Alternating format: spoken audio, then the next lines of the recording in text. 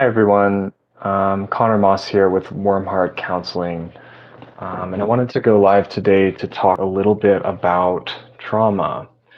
I work with a lot of folks who are recovering from some form of trauma in their life, whether that's physical trauma or emotional trauma or sexual trauma. Oftentimes, trauma for many folks is centered around difficult childhoods, malattuned parents, or specific traumatic events like car accidents or infidelity. Um, and any of these experiences in life can cause trauma. The truth is that it doesn't so much matter how intense or how difficult the experience itself is, it more has to do with your reaction to it. So something that might be really traumatic to one person might not be traumatic to someone else. And oftentimes we find that we all experience some amount of trauma in our lives.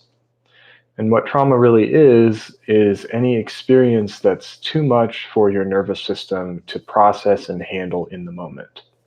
So anything, whether that's a single incident of really extreme trauma or whether that's a chronic malattuned parent or a chronic experience of emotional trauma, any experience that's kind of too much, too outside of your window of tolerance to handle in the moment, to process and stay regulated through, that's what we call a traumatic event.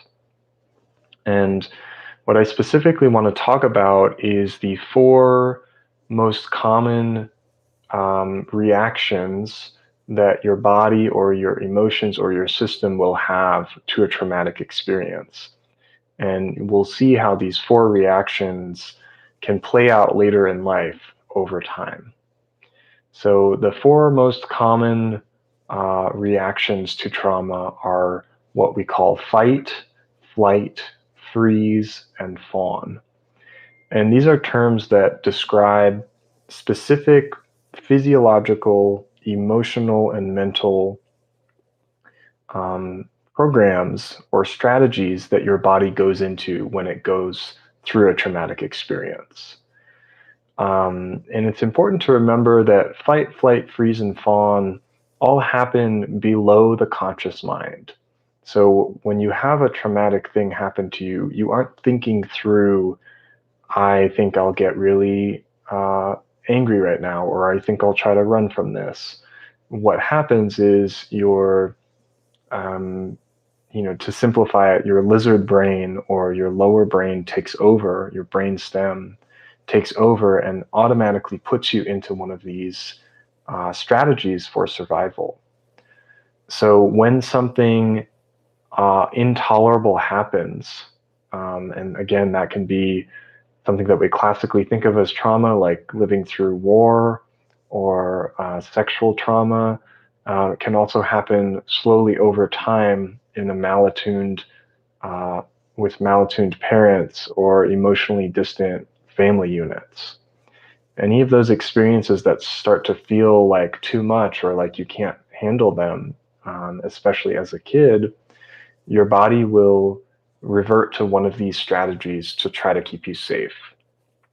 Now, these strategies come from, if you look at it evolutionarily, they were programmed in through evolution to keep us safe. So you see these in the animal kingdom.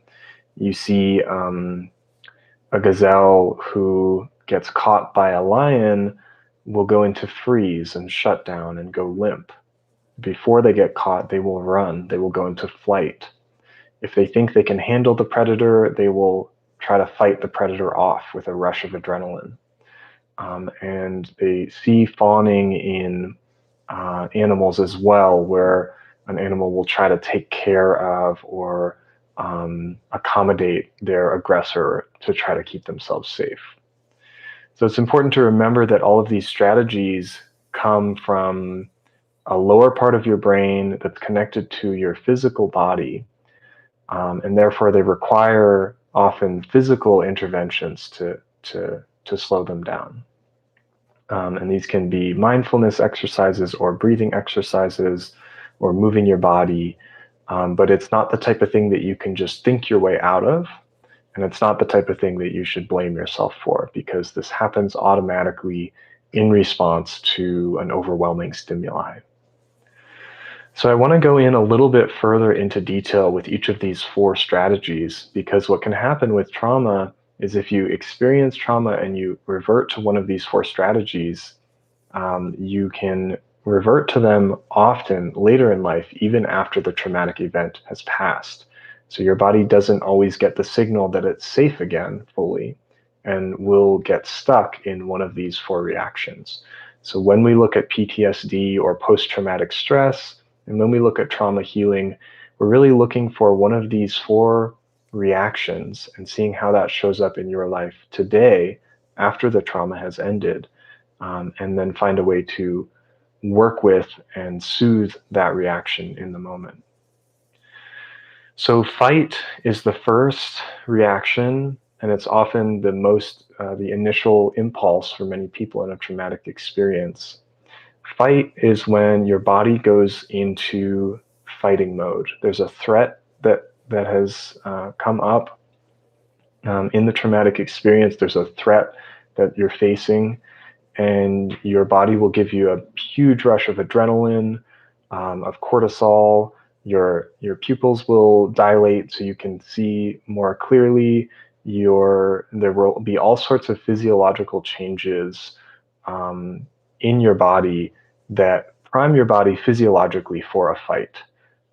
You might feel tension in your muscles. You might feel like you want to rush forward and attack something. If your system reverts to fight often or is stuck in a fight response, you might notice that you have a lot of unexplainable anger as you go throughout your life.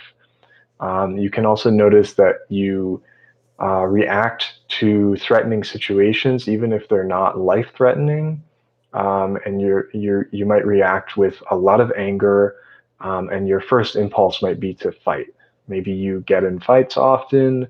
Maybe you're quick to jump to defend someone if something difficult is happening, or you just feel this rush of adrenaline, of anger, almost makes you want to scream and rush up and punch something. If you experience this often in your life, then this could be the result of a traumatic event that has your system stuck in a fight response. So the next reaction that you want to look for is flight. Flight refers to running away from a threat, and it's generally associated with a fearful or anxious attitude towards life. Now, I want to be clear that anxiety can come from many different sources in life, but when flight happens, there's a similar rush of adrenaline.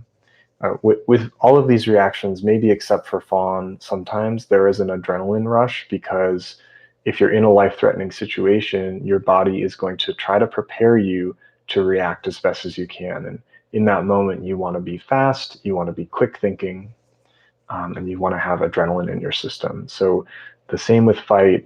In flight, you will also get a rush of adrenaline. You might feel a lot of energy in your legs, like you want to sprint away from something. And your first reaction is going to be, I need to get away from this situation right now.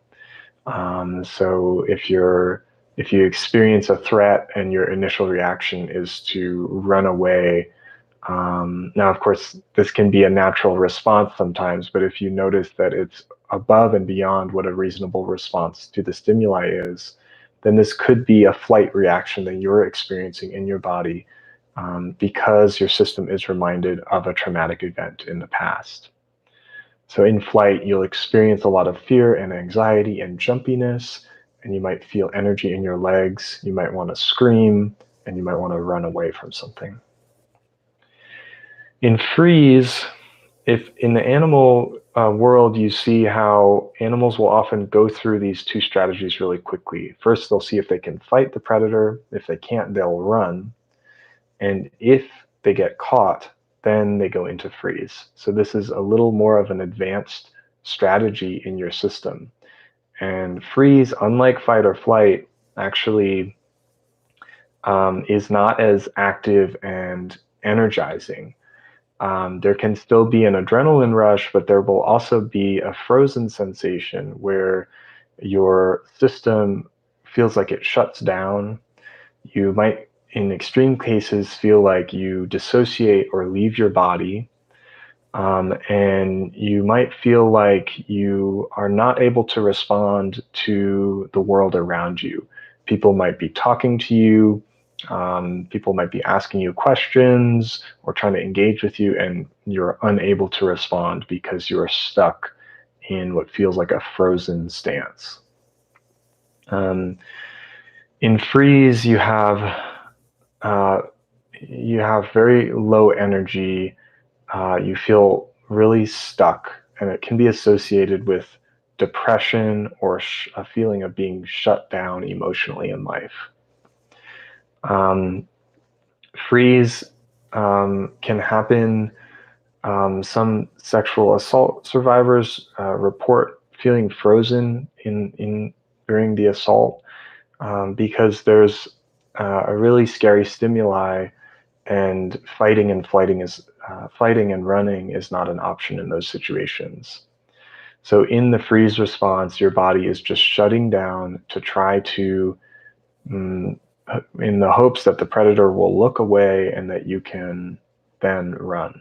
Um, so if you experience a lot of very low energy, feelings of dissociation, feeling stuck, and you have a response to stressful stimuli of shutting down and being stuck in place, then it could be indicative of a freeze reaction that could be happening in response to a past trauma.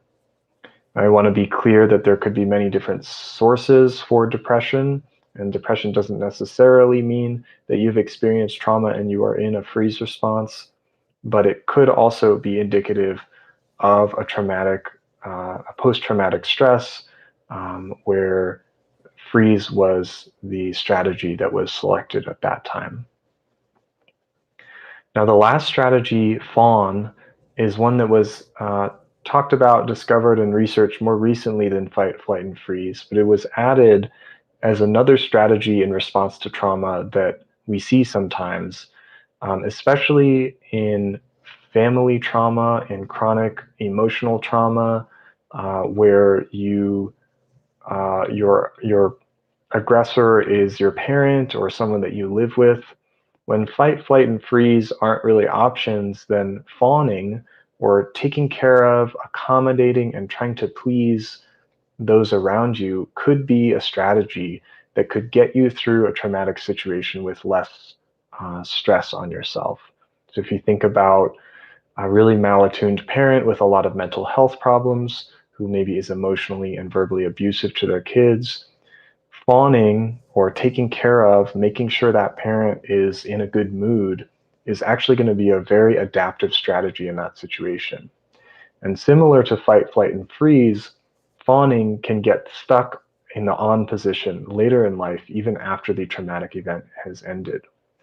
So if you notice yourself being overly accommodating to those around you, if you feel not just a desire, but a strong need to please people around you and make sure that they're okay, and that you can't feel comfortable or safe until the people around you are in a good state, then it could be indicative of a fawn reaction that could be the result of post-traumatic stress. In fawn, I just want to be clear that it's not the same as just having a slightly accommodating personality, but it feels like a real need or pressure to take care, and that in a social situation, there may be a lot of anxiety until everyone in the group is taken care of and happy. And in the response to an aggressive person or a threat, your first reaction might be to soothe them or take care of them, talk them down, and make sure that they are okay.